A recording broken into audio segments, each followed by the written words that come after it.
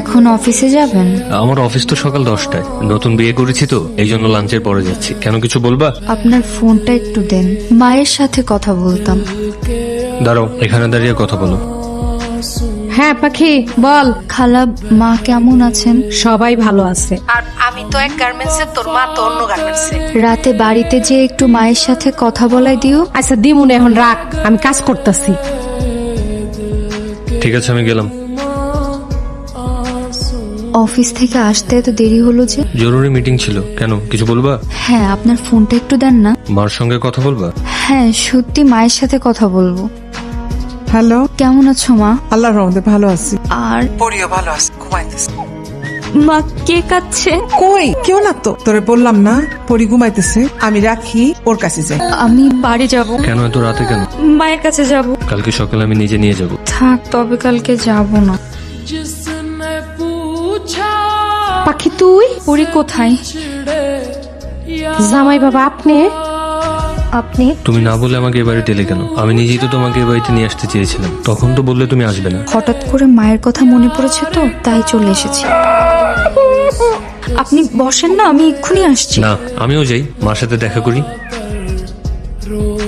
তোর মা তো বাসায় নাই। ও, মা বাসায় নেই, চলেন আমরা অন্য একদিন আসবো। ফোনটা দেন, মায়ের সাথে কথা বলবো। মা, আমি আর সহ্য করতে পারছি না। পরি কই মা? আমার পরীকে চাই। আরে চুপ কর, জামাই শুনলে সংসারে অশান্তি হইব।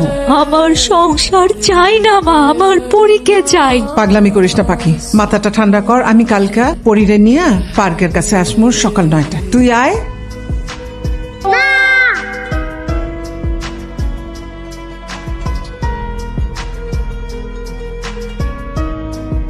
অনেকক্ষণ হয়েছে পাখি, অন বাড়ি যা। আমি যাব না, আমি পরীকে নিয়ে থাকতে চাই। আমি তোমার জামাইকে সব বলে দিতে চাই। এতে সংসার টিকলে টিকবে, না টিকলে নাই। টিকবো না পাখি, আমি মাঝে মাঝে পরিরে নিয়ে আসমু। আমি যাই, আমি আবার নিয়ে আসমু। ঘুমাচ্ছিলে? না।